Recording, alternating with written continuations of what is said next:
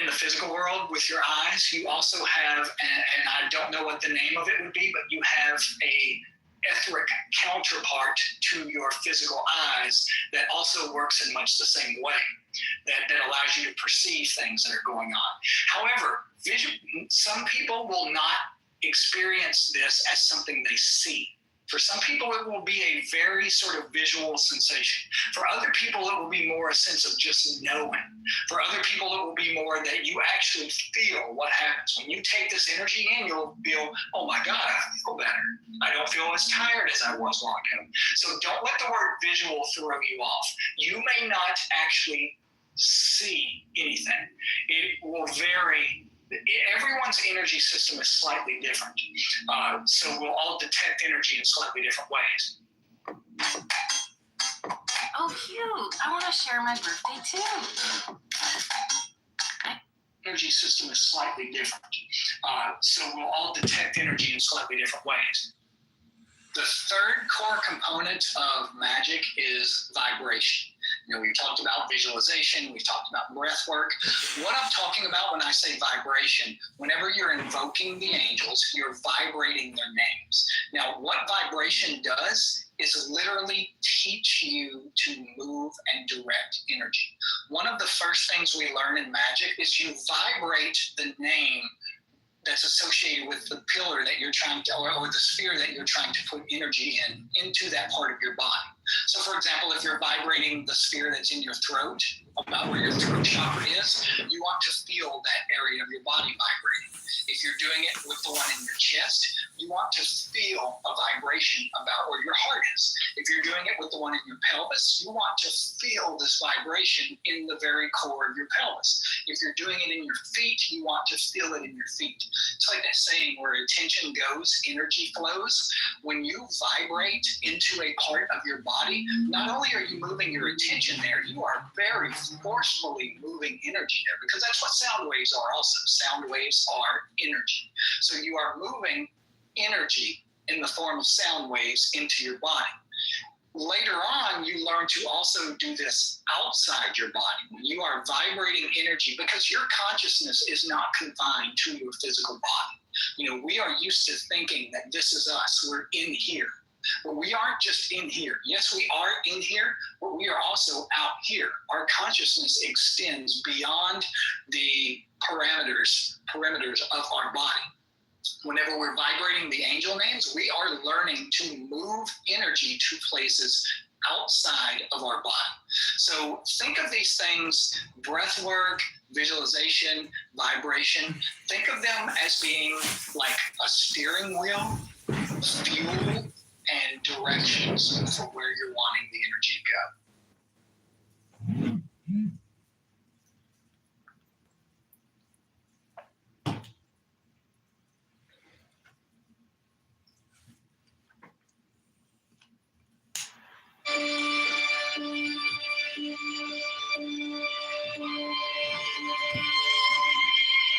When I was on death row, I was allowed to have one visitor a week for 3 hours a day. Otherwise, I was in solitary confinement. By the time I got out, I was in solitary confinement for 24 hours a day, with the exception of once a week, someone was allowed to come see me. That was pretty much the only time I ever even put on shoes. I figured, why bother? You know, I'm not going anywhere. One day, whenever my wife came to visit me, I can remember sitting on the edge of my bunk and reaching over and putting my shoes on. And it was like a bomb went off in my head. I realized, oh my God, I am actually experiencing the present moment for the first time in my entire life. I'm not thinking about the past. I'm not thinking about the future. I'm not mulling over abstract concepts. I'm not experiencing anxiety or depression. I am just putting on my shoe. Of course, the second I realized that, it shattered, and you're right back to conceptual thinking. But even if it was only for one split second, I had actually experienced firsthand what I had been trying to experience from Zen for all those years and had never quite reached, never experienced. So I reached this place where I thought, maybe all religion is like Christianity. Maybe all of it is just about what you believe. You know, maybe it's about for things and having faith in things and believing in things, at that moment I realized magic is not about that at all. Magic works whether you believe in it or not. Someone that I learned a lot from told me that traditionally, also in magical orders, this is one of the reasons why we are so careful about who we teach some of these higher practices to, because these things work whether you are a psychopath or a saint. It's like any other science. If you do certain things, you get certain results. And that's part of what I'm wanting to pass on here. You'll hear me refer over and over during the course of this program about something I'm calling spiritual sustenance. Our aura, most people when they think of the aura, think of it as extending maybe 6 feet away from the body, when in actuality it extends probably about 50 feet around your body in all directions. But as you go outwards, it gets more and more ethereal. As you come inwards, it becomes more and more dense.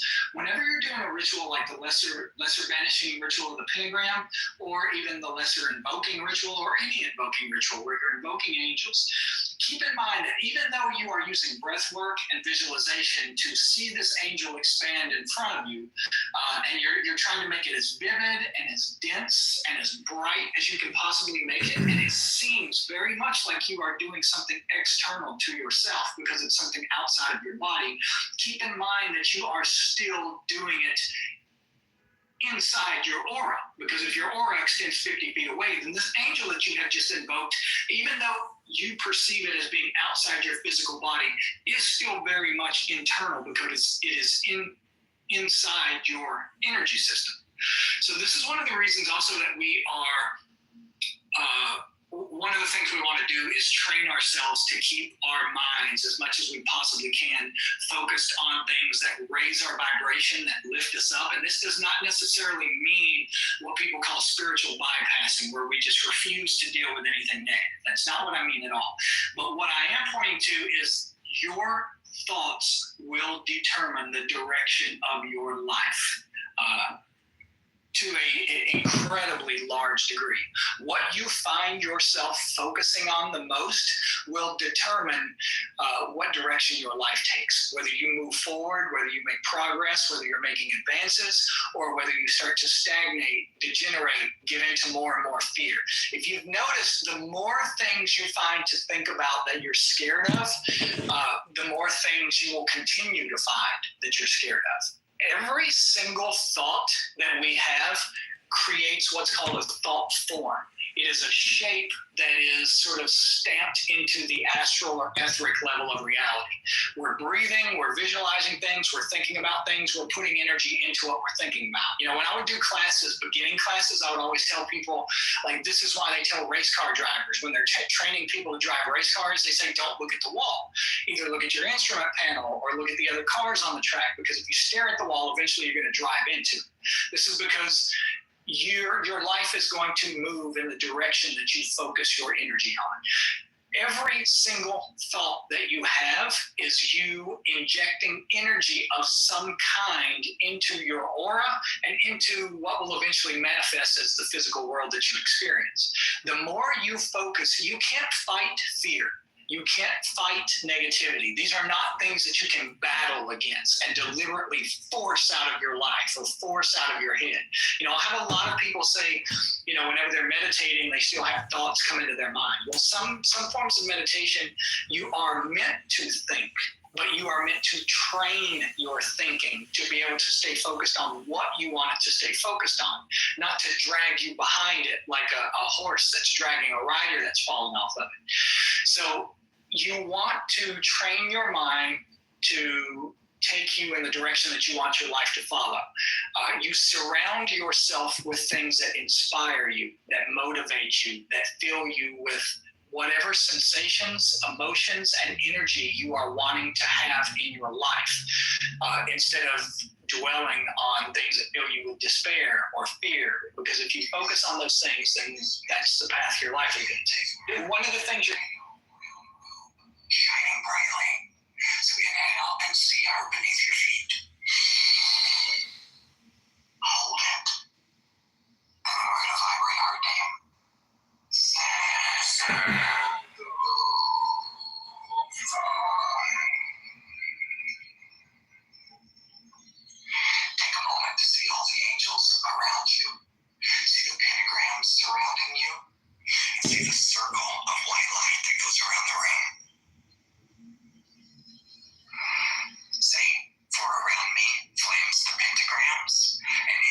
Inhale and see them glow even brighter blue than they already are.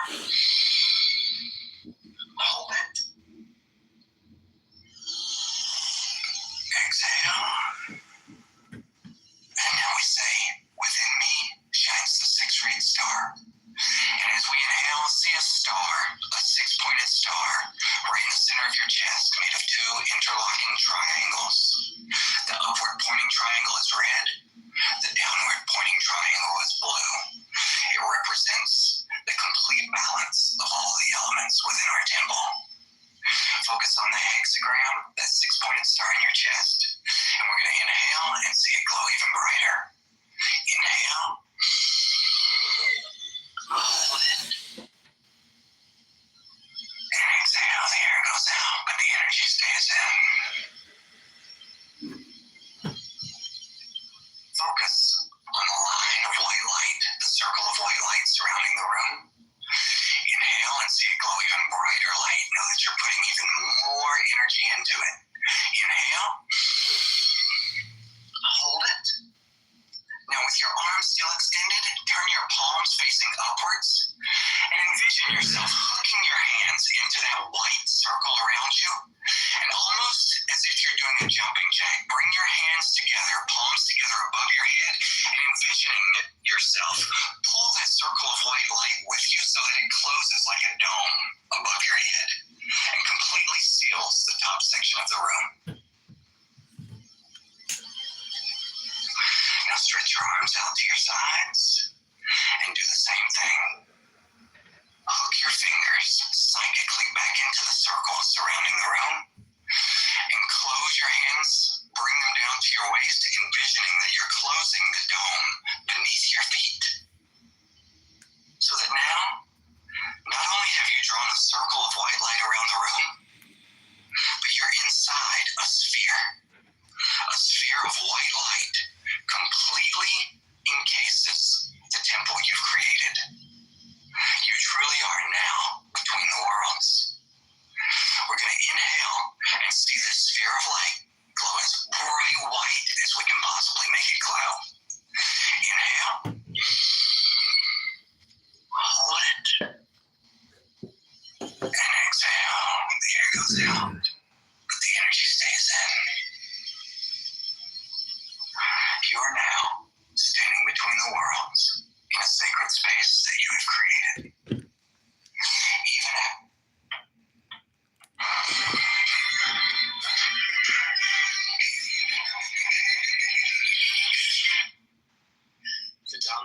then after you've done your magic within this space, and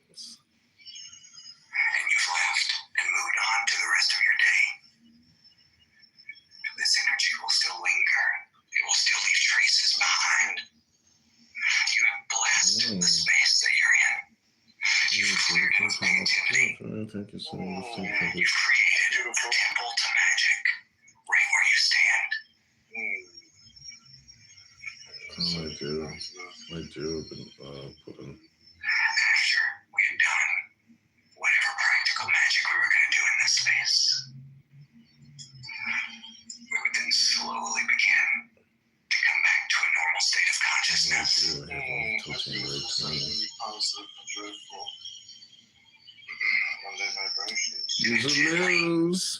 Use or lose. Take as much time as you need.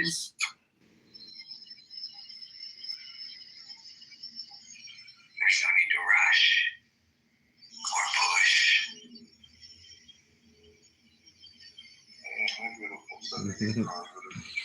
Just be happy that you're alive. Yeah.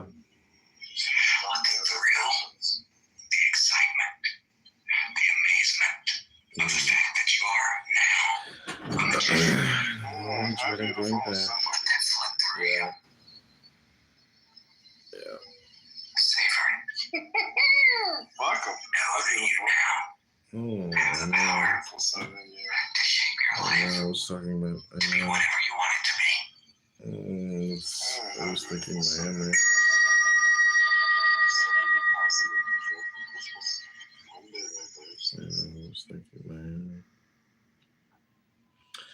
I know, I was thinking Miami. Oh, I've been. I don't think I'm going back.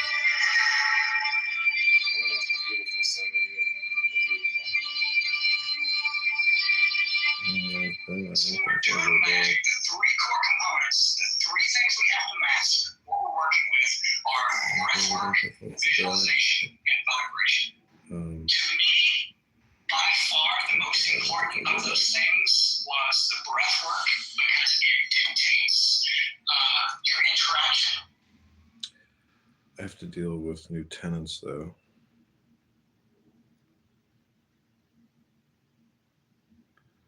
Which can be a settling process.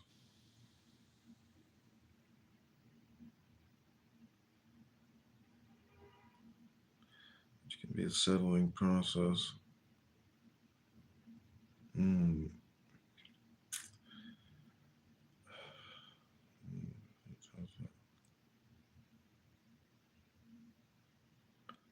I'd love to take you to South Beach.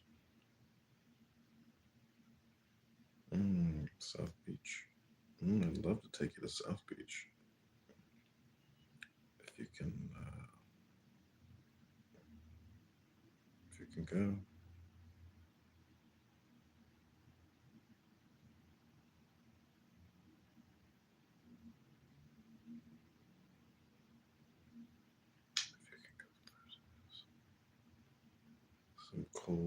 Some cold weeks soon.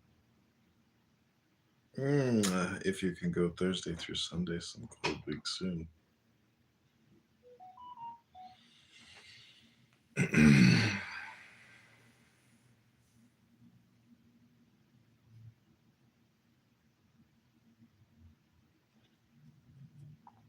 My tree.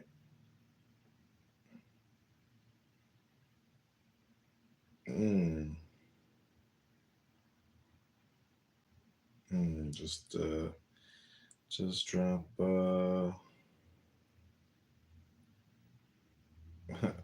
home. So my tree just dropped the dog off at home.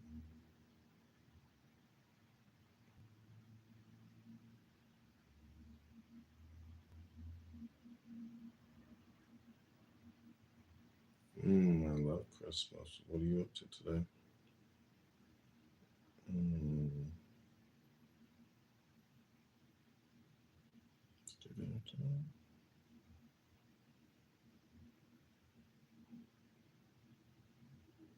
You want to do dinner tonight?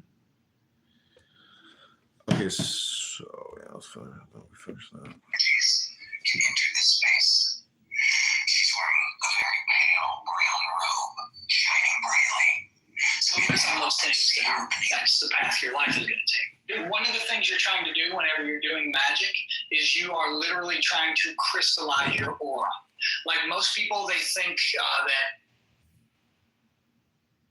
everybody just lives forever whenever you die. Like either we go to heaven or we go to hell or we just get reincarnated over and over. This is not what pretty much any of these traditions teach. You know, for example, the Buddha, he said at one point that achieving a human birth, being born into a physical body, he described how rare this phenomena or this process is. He said, imagine if you had a turtle in the ocean, and this turtle rose up to the top of the ocean and took a breath of air, and then sank back down to the very bottom of the ocean floor and went to sleep for 100 years. In 100 years, this turtle wakes up and starts swimming back towards the surface of the ocean to take another breath of air. The Buddha said that your chances of obtaining a human birth are as rare as that turtle exiting the ocean in the exact same place the second time that it did in the first time. What happens most of the time if we haven't accumulated energy or learned any sort of energetic processes, how to move energy, how to get rid of energy, how to take in energy? What happens a lot of times after we die, whenever you die and your physical body disintegrates and goes and becomes part of the earth again, dissolves into the elemental realm of earth, and it becomes dirt. It becomes sustenance, nutrients for the physical world. Your energetic body will do the exact same thing. It will go through what we call the second death in magic. During the second death, what happens is after the physical body dies, and this will take longer periods of time for some people, shorter periods of time for some people. A lot of it can depend on things like what state and condition your energetic body was in whenever you died. Were you really young and healthy, and was it a sudden death? You know, like if you're young and healthy and you just get hit by a car all of a sudden and die, your energy system is still really intact, really strong.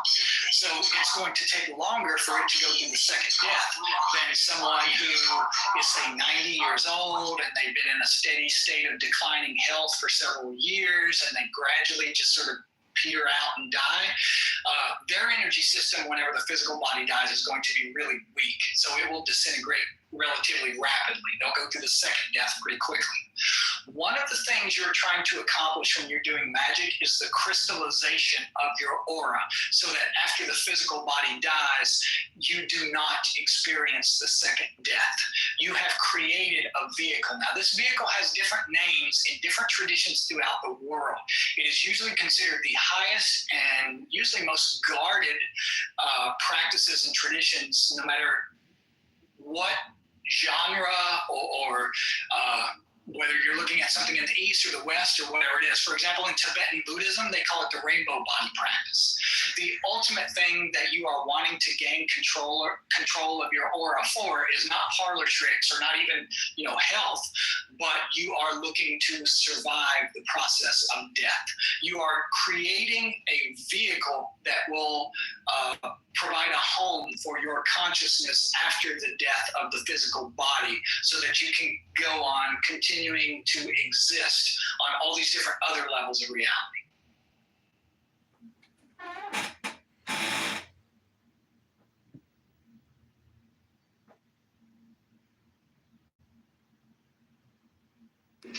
There was a deranged lady trying to get into houses in our neighborhood, and every time the police are called, she somehow manages to get away. I wouldn't have known this without Newsbreak. God, or your essential nature, is not something, not content, not form.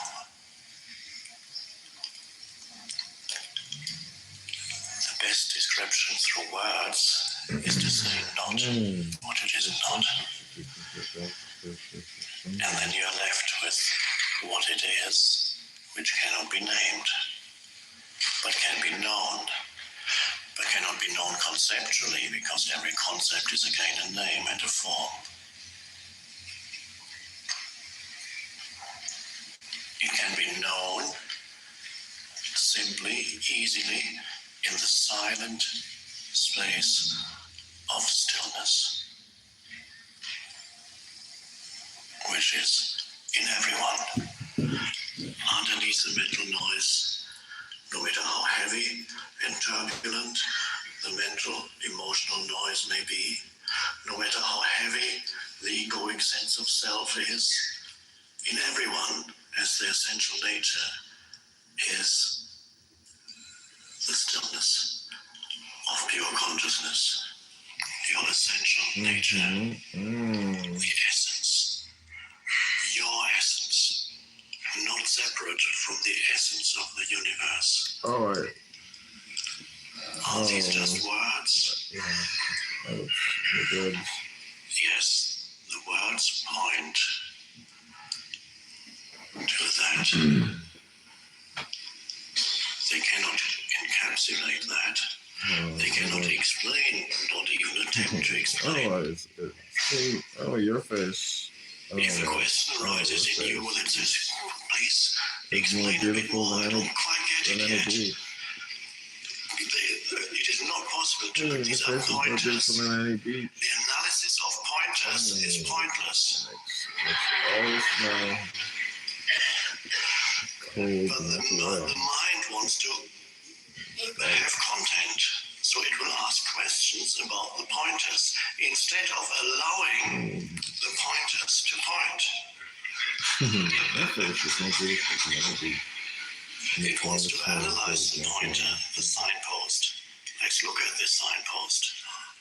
Let's examine it. Let's get out the microscope. So, what I'm saying the mind cannot get. Allow the statement to work in you as a pointer, not as an explanation of the universe, because there can be none, but it can work. Those beautiful words of the Upanishads, or whatever words arise here, pointing to the dimension of the formless one life. That is you. So what really it is pointing to all these words point to, is that dimension My face is not visible. stillness within that is vibrant with life, but still extremely awake, but still underneath thoughts, in between thoughts, in between words,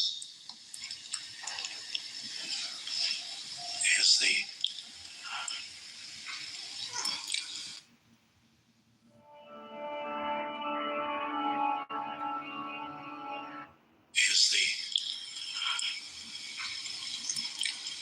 canvas on which the whole phenomenal existence is painted.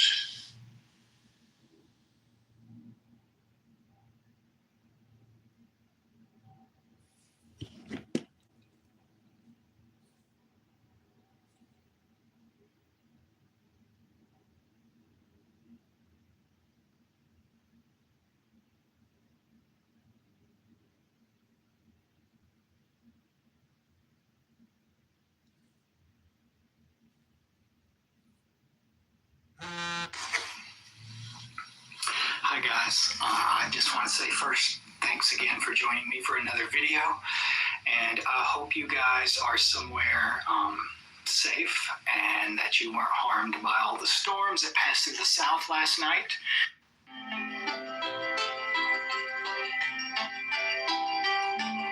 You don't have to believe in it. There's no dogma, even like I said, it uses iconography and symbolism from things like Gnostic Christianity and esoteric Judaism, things like that, but it doesn't require you to believe in these things. The reason it uses this symbolism is, for example, in the part of the country that I grew up in, there are literally places where you come to a four-way stop and there are churches on all four corners. So even if you're completely atheist, even if you're repelled by these things, they are still part of your psyche, still part of our culture. So we, on some level, respond to those things in some way. That doesn't mean we necessarily have to believe in them for magic to work. Like I said, the people who devised these techniques wanted to know what works, why it works, how it works, and how we can make it work better. You don't have to believe in any of this any more than you have to believe that your muscles are going to get bigger by going to the gym.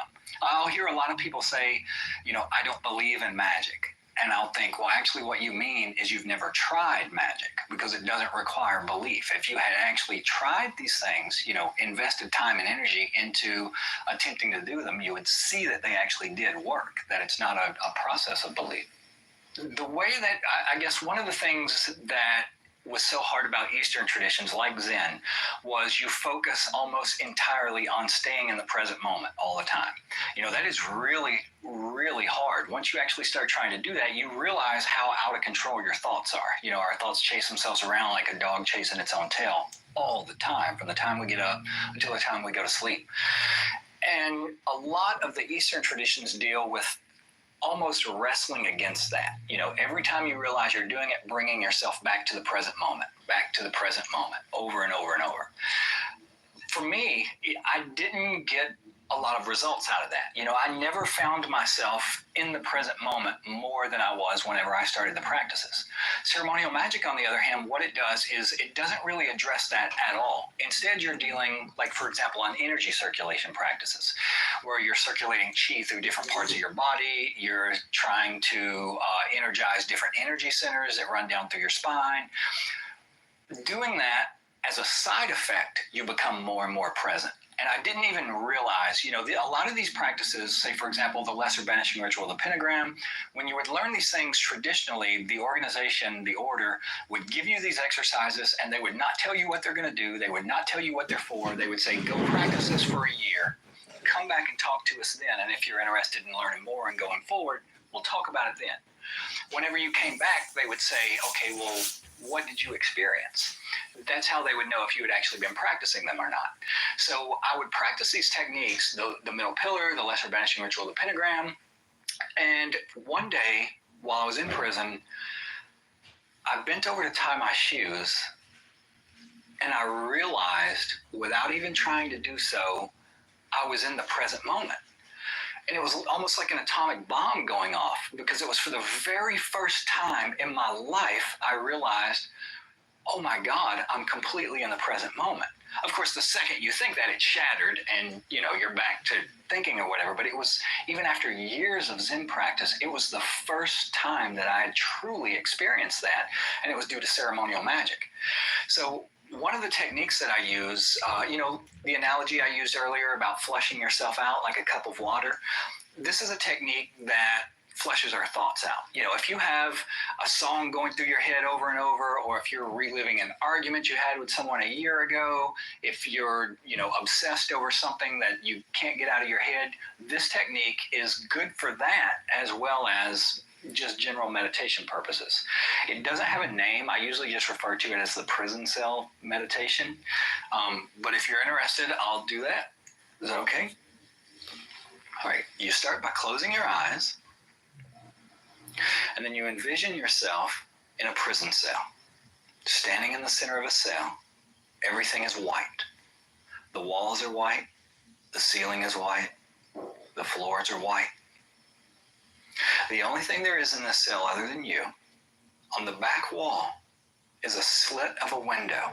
And it's up so high that the only way that you can reach it, the only way you can see out of it, is by gripping the window ledge high above your head and hoisting yourself up by sheer brute physical upper body strength, almost like you're doing a pull-up or a chin-up.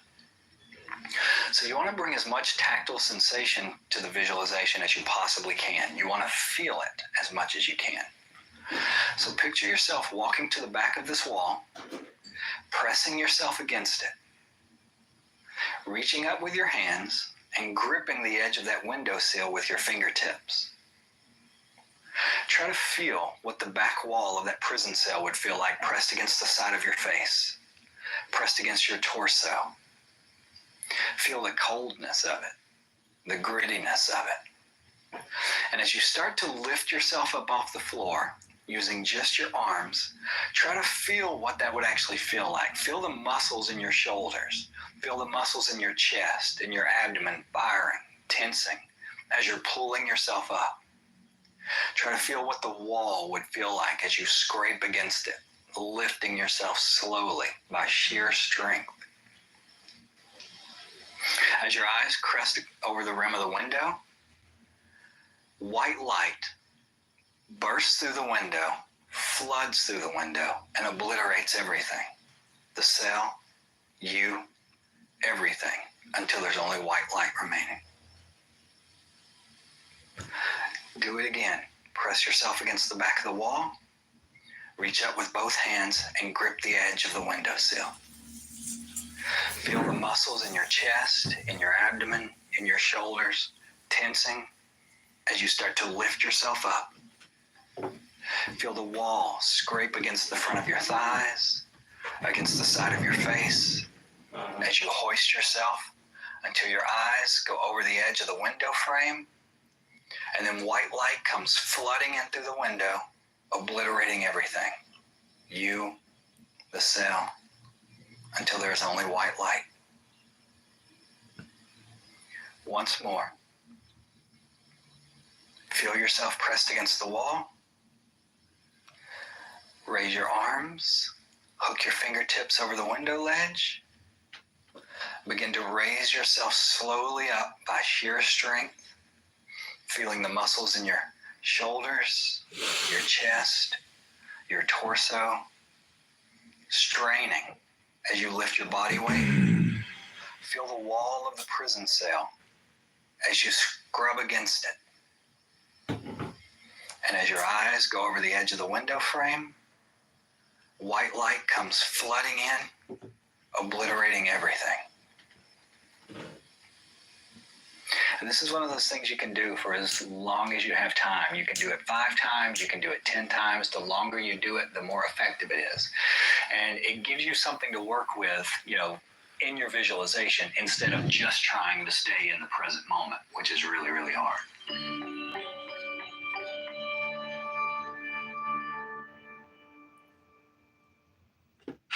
So Damien, now as we promised our listeners, I want to have us actually do together the lesser banishing ritual of the pentagram. I'd like to play this from the audio. Hello, welcome to Stay Awake with Russell Brand. This week, I did a guided meditation with Rick Rubin. And if you don't know who Rick Rubin is, firstly, get a hold of yourself. He's the legendary record producer behind artists like Jay-Z, Johnny Cash, Red Hot Chili Peppers, Adele, Run DMC. He joined me for a conversation about his new book, The Creative Act, A Way of Being, and we did a beautiful breathing meditation together. Rick, should we, do you think we can do a meditation together and that maybe you'll guide the meditation for us? Sure. Should we do it with, how about we do a breathing meditation? We'll do, let's do 5 slow, deep breaths with our eyes closed. They don't have to be in unison. And then when we finish our slow, deep breaths, we'll check in with each other again. Okay?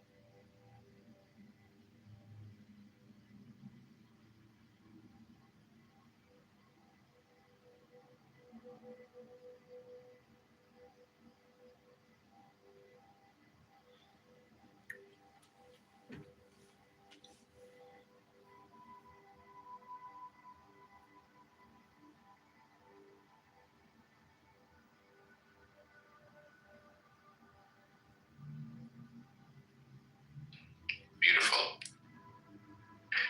Next time we do this, let's start that way. When we stopped, or at least altered the manner of our communication, I became aware that it is raining here, and I could hear the rain on the window. That was the first sensory experience, the rain. And of course, with the example you gave, you talked about the rain as being the methods that you have iterated in your book. After the rain, then my thoughts come, and the feeling of sadness, the feeling of sadness that I have been carrying lately. And then feelings about the body, and what I notice is lately someone who helps me, most of my, as we've discussed before, my personal spirituality is formatted through the folk technology of the 12 steps, which I believe to be sort of an American religion, really, of personal awakening. And someone told me to observe for a day, like any time you're in a situation and you start to think about doing something else, like you want to change reality, just observe it. And like that day I happened to have been eating with some people. Therapy has always been such a scary idea to me because I simply did not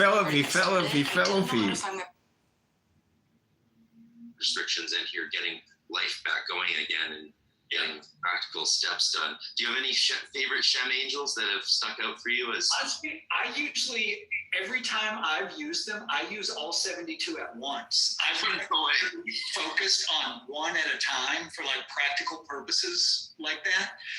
Usually when I would do it like, you know how each of these things builds on the other. Like you start off with the lesser pentagram ritual, and then you're doing the greater hexagram ritual on top of that, culminating in like the solar hexagram. And then on top of that, you're also adding the supreme pentagram ritual.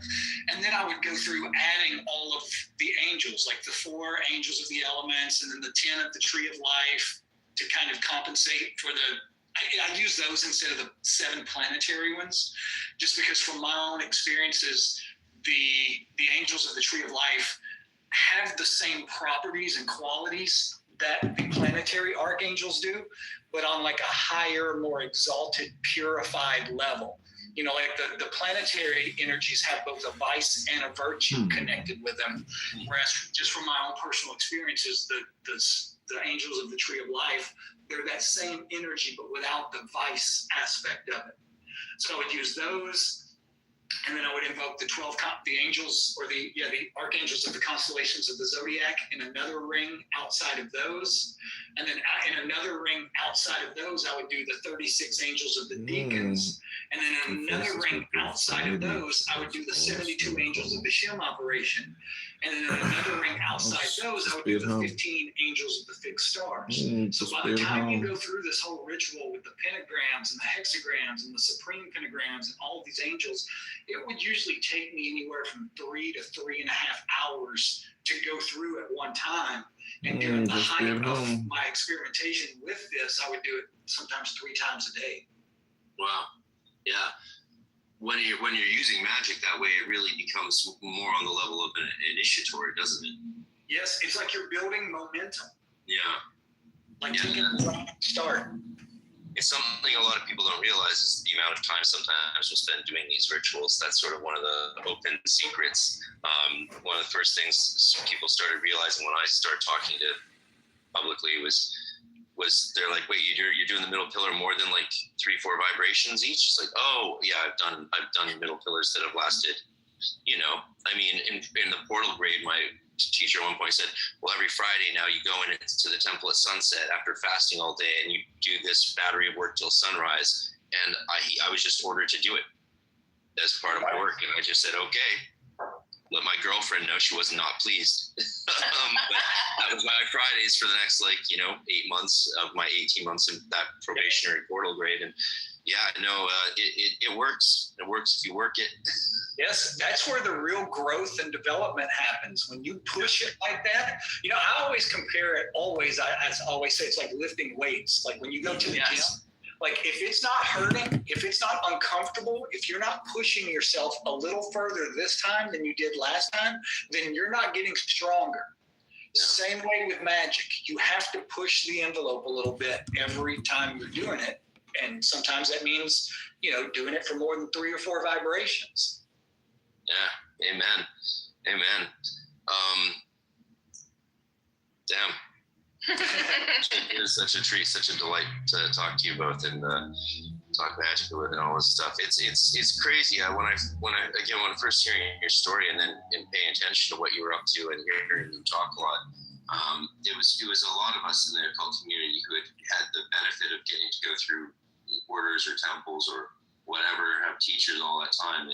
It was so shocking to think that someone could, in isolation, sort of get so much out of this and transform their lives. And I don't know if you agree that you use magic to free yourself, but it seems to me like that's what the plan was, and it worked.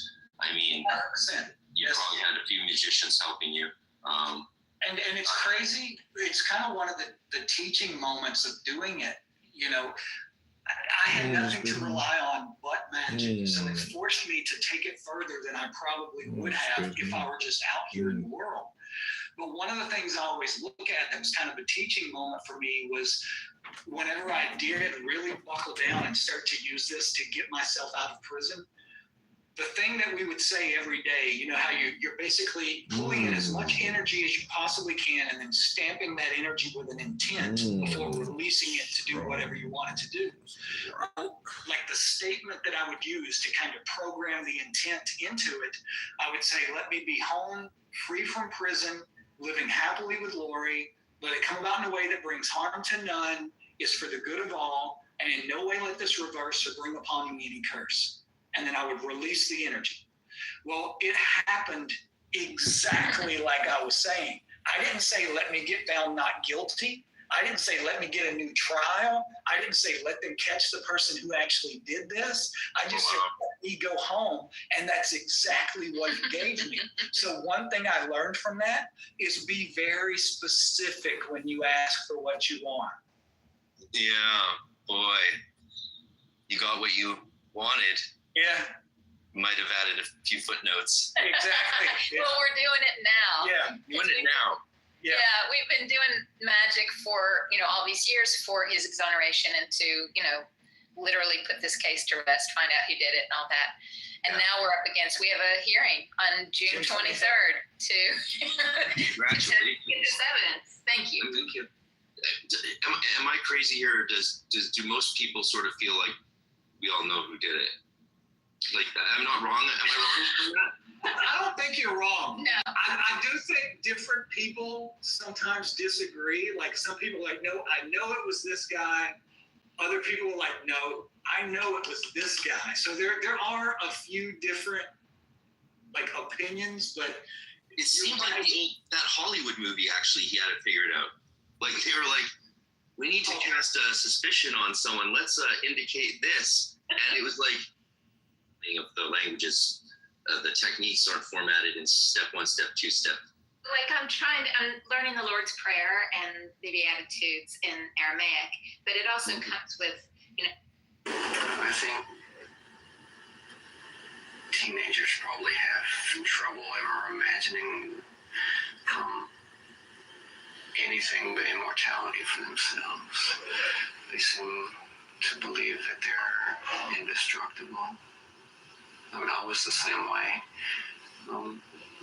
I guess all teenagers were. They believe that I guess nothing could ever happen to them. But when you wake up one morning and realize that you're on death row and you're waiting there, they ask you, hey, for them to set you an execution date. It's a pretty hard reality check. It's I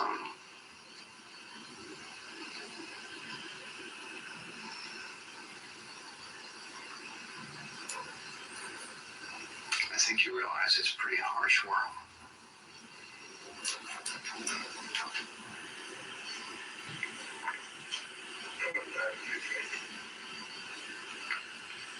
We're just a matter of time, and I'm wondering if there's anything that you want to say or you want to talk about that I haven't asked you about.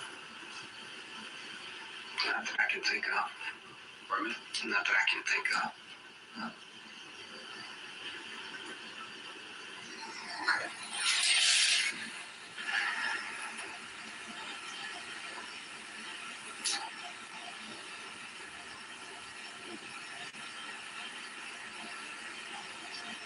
If you could go back to your life before the trial and change anything, would you? It wouldn't change anything that's ever happened in my entire life. Nothing. Everything that has happened in my life has came together to create and make me the person that I am now. And if any of those things were changed, then the person who I now am would not exist. I wouldn't think the same way about things. I wouldn't feel the same way about things. So there's no. But the person that you are today is sitting on death row. You wouldn't want to change that? Well, I don't think there was anything I could do to change that. What was it? I mean, become a clone, give up my personality, give up my identity, just march along like everyone else. I'd rather die first. Breaking news. The national debt has just surpassed 35 trillion. The main difference between the teeth in a day process and Nuvia's 24-hour process is that with Hi guys, I'm going to pick up where we left off in the last video where we were talking about energy work. You know, I covered how within the realm of magic you have all different kinds of sub-disciplines. Literally no limits or rules to what you can do with this once you master it. Completely fill up the room where you're at. Alternatively, you can do that and see the light come down on a talisman. Or you can do that and you can see the light come down in a glass of water. The thing that I learned about this also...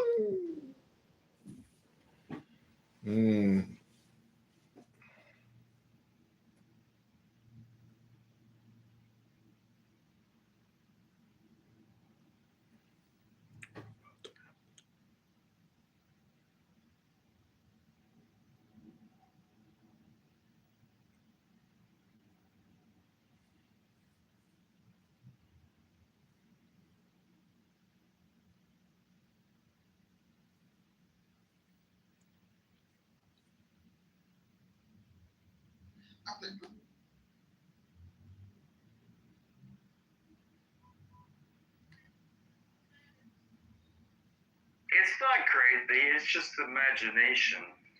Exactly. Well, it's not something I like. I hate spirituality shit and stuff. To listen all the curse words and every abusive word, because after that you just feel so high, because that's his kind of being high, I suppose. That was the thing. You know what I mean? Oh, so he has one of those. Okay. Yeah. It just gets him that one kick he wants. Yes, not wrong. What do you want? You know, having saying it, but I think why would I hide something from you when I don't get? because you don't know me. Yeah, but that's exactly why I wouldn't hide it. No, you would, because why would you admit something, you know, that's so that you're not happy about to me? Why would I admit something I'm not happy? See, the thing is, she would know. That's what you're not understanding. Because earlier on, she knew. Oh, so you have cheated on her before? No, it's not cheating if I do it with her knowledge. That's tricky. That's not cheating. It's not the first time a woman's cheated her mind after the fact. No, because I didn't immediately get committed the situation, you know? It's also just messy as fuck. Like, even if theoretically you got permission, like, some people are just gonna get jealous, you know, girls. I agree. Like, I've had a girl surprisingly to me, like, say that could be done or whatever. But what are you talking about? Even like a threesome. Exactly, that's what I'm talking about. Having a threesome. But like the idea, like it was so funny, right? Because the way you know, we only discussing the options. Let's just say, when being proposed. Oh, my Matrix. Can you hear me? Yeah.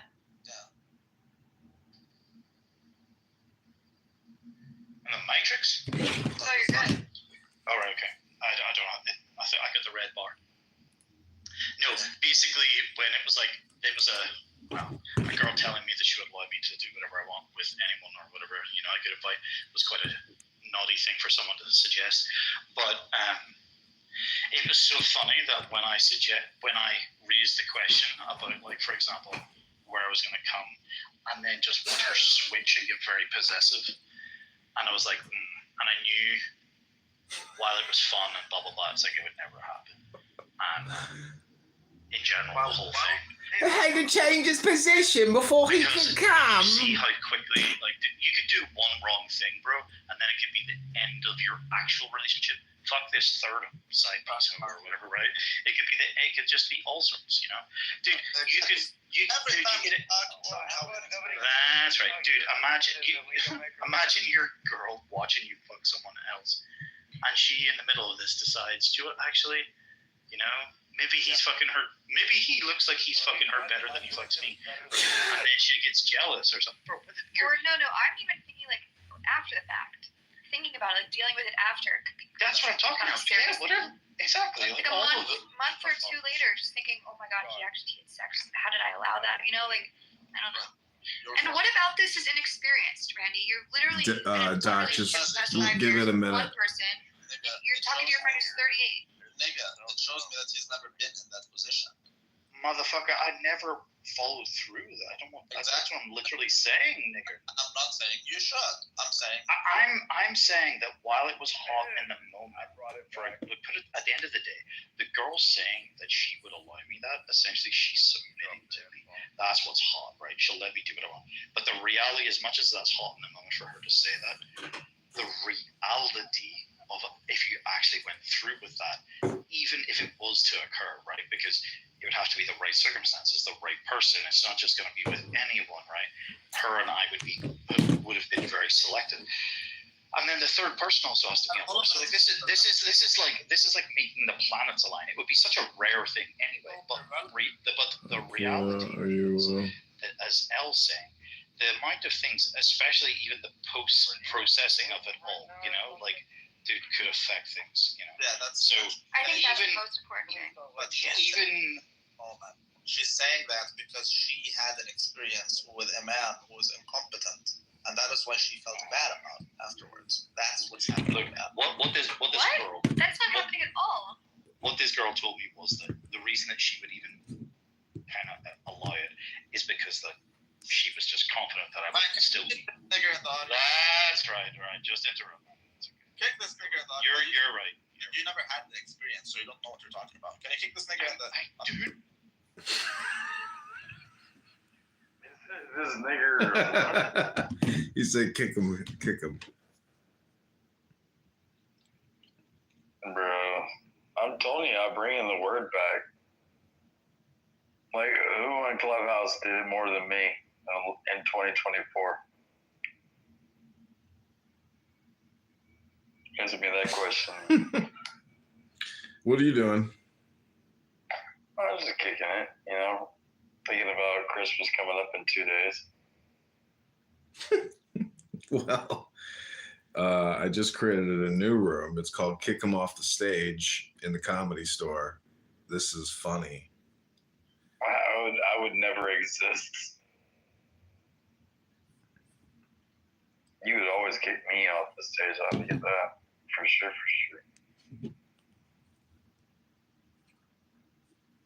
But anyhow, how's your holiday season this time of year? It's it's going pretty good. I've been doing a meditation. I just went to the gym and then I just did like a breathing meditation, and I'm positive. Oh man, I'm sorry they even take the cocktail. What do you mean? You don't like? Oh, Hillary says, "Hey babes, happy Hanukkah, hugs." Oh, you said the cocktail. I know you don't like a Manhattan. You don't like a Tom Collins. All my friends that ever got HIV, they end up on the cocktail, which is like a routine of 4 different pills that, Magic Johnson was one of the very first recipients of. God bless the LA Lakers. Listen, all communication is hypnosis. When I say positive, I mean optimistic. For what? How many years are we being optimistic for?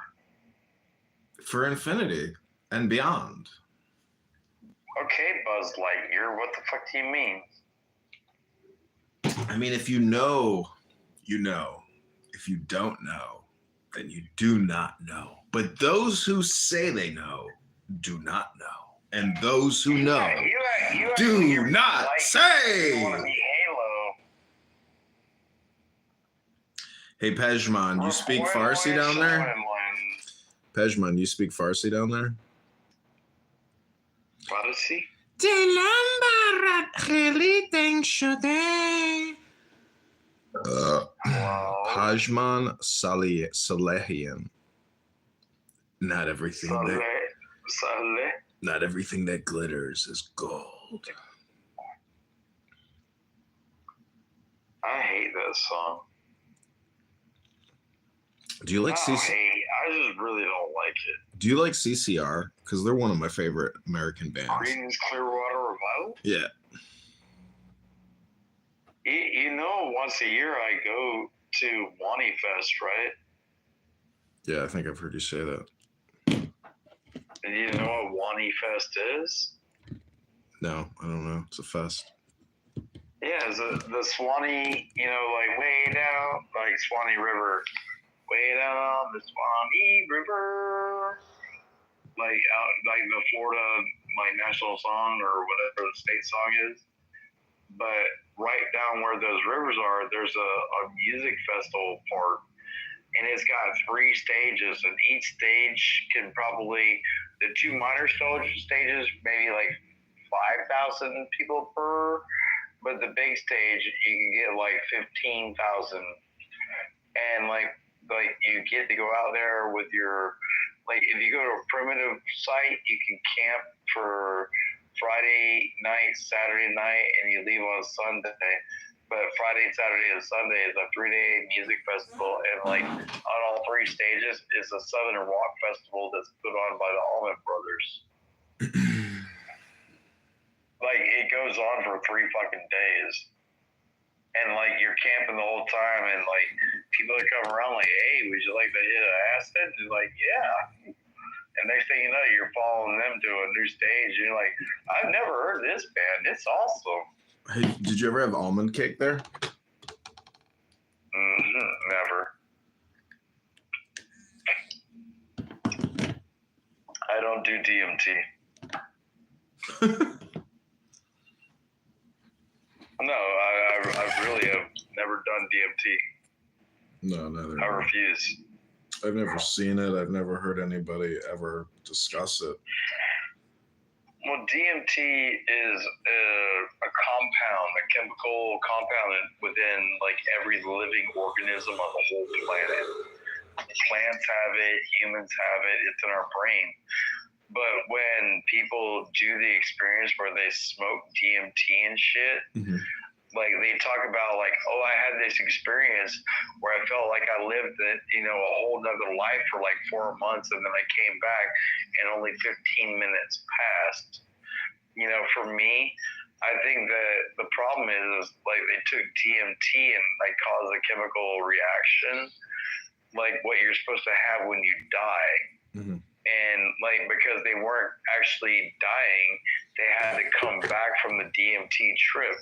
I think when you ultimately die, the DMT that is in your brain when you die will lead you down the ultimate trip, because you're not supposed to come back because you're dead.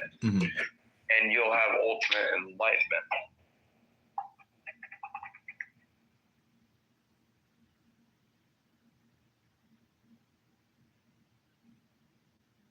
I might have smoked a bunch of weed and drank a couple beers a day. Leave me alone.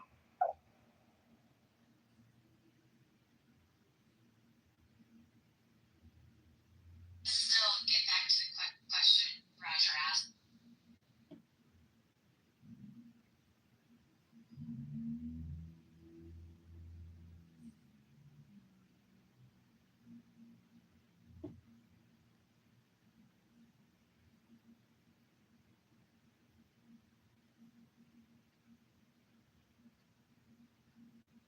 Dying, they have to come back from the DMT trip. I think when you ultimately die, the DMT. Okay, that's a 60-second reel on YouTube. We're going to call it DMT therapy, hypnosis, and meditation discussion by Dr.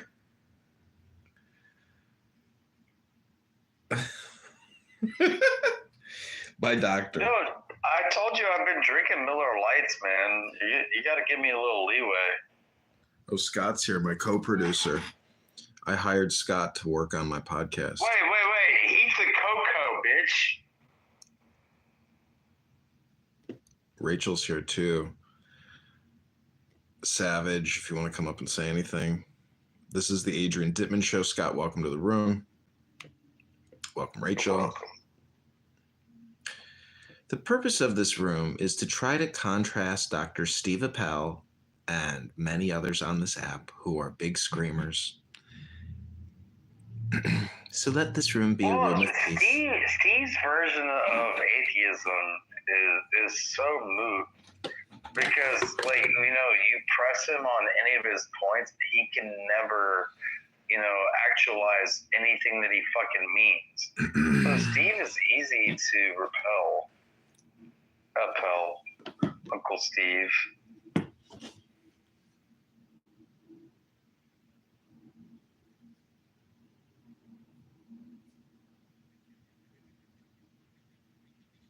Don, did you used to go by DOC? Because, like, you remind me of somebody that I used to see a lot and haven't seen forever. I'm the original Don. They call me G, like I'm a gangster. Okay, I want to play something real quick for you. This is Dr. Steve Appel. He's going to do the introduction to our show. Here we go. Steve Appel, why don't you introduce yourself? Hi, Jack. It's a pleasure to meet you. And hello, everybody. My name's Steve Appel, and it's a pleasure to be here. So, Steve, why don't you tell our watchers what you do for a living?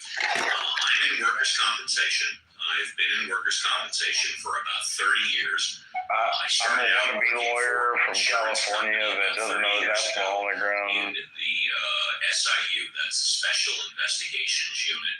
I worked on the defense side representing insurance companies for about 15 years. And for the last 15 years, I've been representing injured workers, medical providers who provide services to workers' compensation patients. Is that because they took your license to practice law? For workers' compensation. So you worked on the insurance side for 15 years. Yeah, yes, sir. I worked doing insurance defense. So I represented insurance companies for a number of years. So you have some insights as to how they think at the insurance company and what is the right way to tell them things in the wrong way? Well, I consider myself very fortunate that I got 15 Whoops. years of experience on the insurance company because I learned the way they do things. I also became educated on the insurance company side. And back in the early 90s in workers' compensation, there was about a 25% layoff rate where a lot of people were getting laid off and I couldn't find a job. I sent out 12 resumes, couldn't pick up one interview. So because of attrition, I started out my own business. I did not want to go on unemployment. I was providing for a family. I had my kids, and I simply started my own business. And for the past 15 years, I've been an entrepreneur. He had to start his own business because he fucked up where he was at. Is that correct? I do podcasting. I started podcasting about 3.5 years ago. For me, it was a decision that I made to, rather than writing a check every month to a marketing and advertising company, I decided to develop my own podcast as an effective way to market myself and my own business. I have done Work Comp Matters for the past 3.5 years. We do a show every week.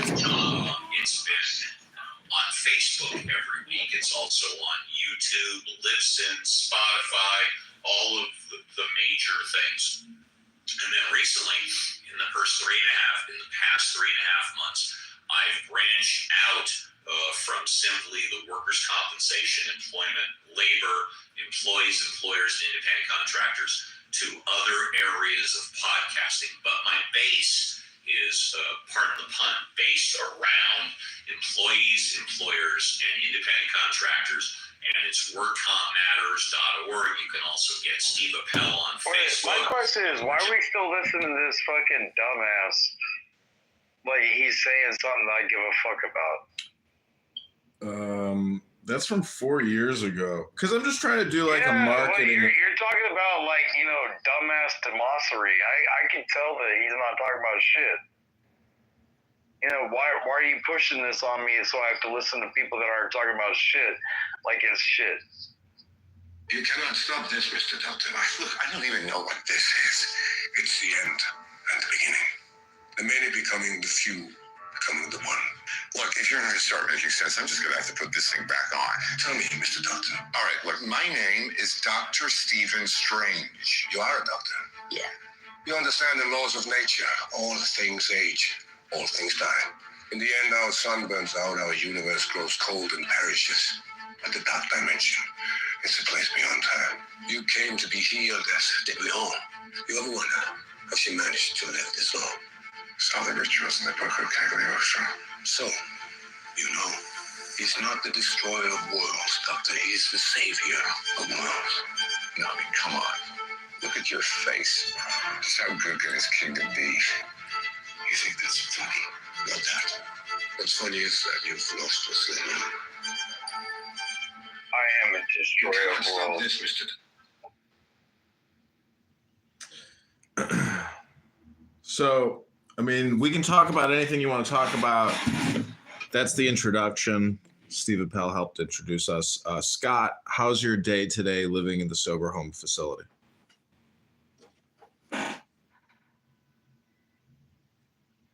It's good. For real, that's where you're at? Dude, I was gonna be proud of him for a second. I wasn't trying to be mean. He felt like you called him out, I think. No, he's the leader of... Dude, Adrian, you call everybody out. You think it's funny. Because you have to try to be real. You got to try to really be transparent in your communication. Yeah, but it doesn't mean you have to be a dickbag the whole way through. Bag of dicks. Well, I mean, dude, I know your mama's gorgeous and your dad's a motherfucking genius, but they raise a fucking, Oompa Loompa over here. I'm about to, classify you like Prince.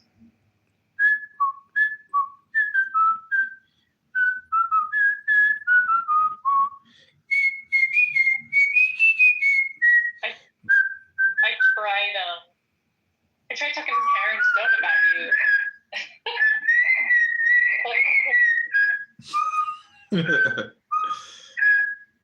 you. Rachel, just give it a minute. Okay. He'll be done in a sec. Nice. What did Heron Stone say? No, I wanted to talk to him. He even pinged me in his rooms, and I would go in there, raise my hand, and sit there forever, and even comment. And he was just not there. Yeah. 3 times, and then I felt stupid, so I stopped trying to talk to him. Yeah. He runs, he plays a lot of Alan Watts, but then sometimes his other rooms, he just plays old recordings of his. And he repeats himself incessantly. Dude, I don't even like Alan Watts. You play him a lot, and to me, he's a racist fucking fucktard. Why do you think he's racist? I don't like him. I mean, it's something about the way he behaves, irritates the shit out of my life. Well, And I mean, I don't listen to him. Yeah. He's not racist. Doc is projecting. Whoa, devil lifting. Doc is projecting his own racism onto Alan Watts. Because Alan Watts is definitely not a racist. And he's devilistic. Alan Watts, I don't think, has ever mentioned. Well, I could see what you're saying. You could make a case for that. It would be a ridiculous case, but you could present it. You don't think he's Satanistic? No, he's not Satanistic. No, he's very Christian. See, I don't know, because everything I read about the guy freaks me the fuck out. He had a lot of kids. He had a couple wives. He drank a lot. He smoked weed. He was a counterculture revolutionary hero to many people. He gave a lot of people. Holy shit, he sounds like me. Holy fuck. Well, he gave a lot of people access to Hinduism and Zen Buddhism, or Buddhism in general, meaning that the East and the West were merging philosophically. I brought a fucking Scottish guy to fucking Zoroastrianism today. Because he didn't understand about the duality of God. Yeah. You know? Well, I thought Zoroaster dealt with all that stuff. And then I also got him on Meditations by Marcus Aurelius. And I was like, hey, there's like 1,500 years between those two philosophies, but the first one you're going to read is going to be like poetry, and the other one's going to read like Stoicism. And he's like, cool. And he bought